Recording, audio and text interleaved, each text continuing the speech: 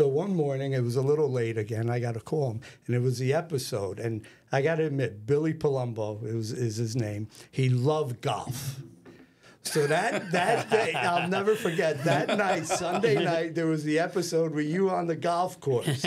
So now I got to call Billy. What am I going to do? So as soon as I call, he goes, hello. I go, hey, Billy, it's Vito. And I go, hey, did you watch The Sopranos last night? Federico was on, Furio was on the golf course. You see what he did? And now all of a sudden we're talking about golf, The Sopranos. He forgot all about me calling him late. And the conversation went good. One of the funny lines, I think, he said, you got a bee on your hat or something. That's right, yeah. You know what's funny, though? I don't know if you feel like this, too, and I don't know if you watched the episodes or not, but... oh, yeah, sure. I was a fan before I ever got on. So, yeah. But I feel like it... So the show's on in, what, 1999 to 07 or whatever, right? It almost feels like, you know, like, especially being from North Jersey, you almost get nostalgic, right? Like, you'll see a building or, like, you'll see, like, Fountains of Wayne, and you're like, oh, my God, it's not there anymore. Or, like, you know, even, like, if you look, like, the first season or two, there was no cell phones, right? And then that's right. And then it's like almost like how society progressed during that time, like turn of the century. And Sopranos, like, you know, captured that. So you're part of something that's, you know, you were part of something that's like iconic. Iconic. Yeah. It was incredible, man. I as I said, I was a fan before I ever got on. When I saw the first episode, I was like, oh my God, you know, we grew up around these guys. You know, we knew it's about New Jersey. Yep. You know, I was an actor. I was knocking around for something like 10, 12 years prior to The Sopranos. Yep. And, you know, my girlfriend at the time, Stephanie Norwood, she was a model transitioning into acting. She calls me up one day from the city. She says, hey, you know, I'm looking at Backstage, which was an industry paper, and it shows, you know, what new shows are coming up, what new television or films. And she says, there's something that you'd be right for in this. And I said, well, what is it? She goes, it's called The Sopranos. I'm like, oh. I said, you know, I don't sing. I can hold a note. I mean, she goes, no. And then she tells me all the people that are in it. Vinny Pastore, I knew him because we had done a play together. You know, Michael Imperioli, who's a wonderful actor. We used to run across each other in the films theater circuit. Sorry, yep. And James Gandolfini. A lot of people didn't know who he was. Yep. But you know, as an actor, you look at other actors. You know what I mean? And you know, I saw this guy in Black Box Theater, on Broadway. He would always make an impression, and also in a lot of supporting roles in different films. Yep. And you know, I said, man, this guy's an incredible actor. This must be a good project. So I called up my agent, and he says, I already submitted you for that.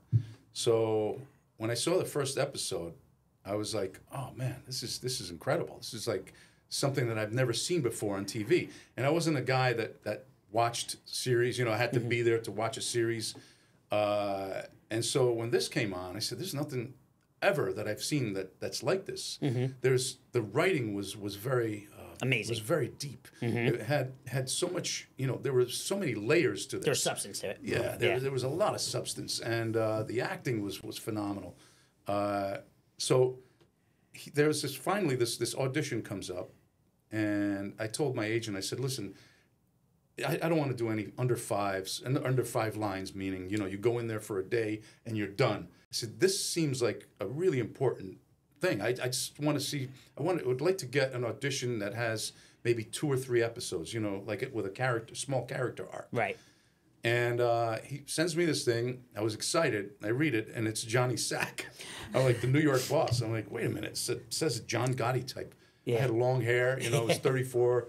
John Gotti was like in his 50s. And I was like, yeah. I said, Bob, this is not me. Yeah. This is like, I mean, look, I mean, I can audition for this. It's always good to audition. But, you know, I don't see myself. He goes, well, listen, I sent your picture in and your resume. They want to see you. I auditioned, got a quick call back, and nothing. Crickets.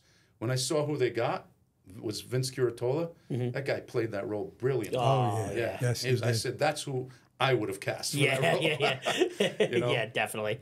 That's amazing. Yeah. Now, when you ended up getting the role of Furio, and like you said, we grew up with these guys, right? So I'm saying to myself, I go, did it bring back memories to you, you know, as a kid, where, you know, did you ever, you know, go back and, you know, talk to the guys in the neighborhood? I did, just actually. to get some pointers. No, Am I doing actually, it right? No, I went back. No, the reason why I went back to my old neighborhood on 21st Avenue in Patterson is because I wanted to listen to, these guys were from Naples, you know, they were from Avellino and Naples, so there's a very specific accent. Yeah. So I was born in Napoli. My father had that accent. So I would listen to certain words that he said. Then I went back specifically to listen to the guys that were from Naples and the way they spoke Italian. And, you know, the inflections were different and some of the words were different than someone, let's say, from Montescaglioso. Or from Sicily. Or from Sicily, you know. So, you know, like, for example, my father would always say, you know, when I would say beautiful, the word beautiful on as Furio, my father always said, beautiful. You know, beautiful. You know, so he would always extend that. Yeah. So that's what I brought in. So there's little nuances that I worked on when I was working on the accent for Furio. And let me tell you, it was an amazing accent. Yeah, that was a good. That was right. That was spot on. It was spot on. Who besides? I know James Gandolfini was from North Jersey, from Bergen County. Yeah. Who else was from North Jersey? Was anyone else? Vince Curatola was. Okay. His family was in construction. Yeah, there were several people actually. Ginny Sack, I think she was from Jersey as well. You know, and let's see. There must be several other people that were from Jersey at the time. Is David Chase from Jersey or no? He is. He is, right? I think he was from Newark. Okay. Yeah, I believe so. I believe David was, you know, from Newark. That's probably what made the show. And that the Vesuvio was actually an actual restaurant. Oh, really? Yeah. It was an actual restaurant that was in Newark and burned down and stuff. And so a lot of you know, there's a lot of realism from, you know, from in their writing. You know? Right. The writing is deep too.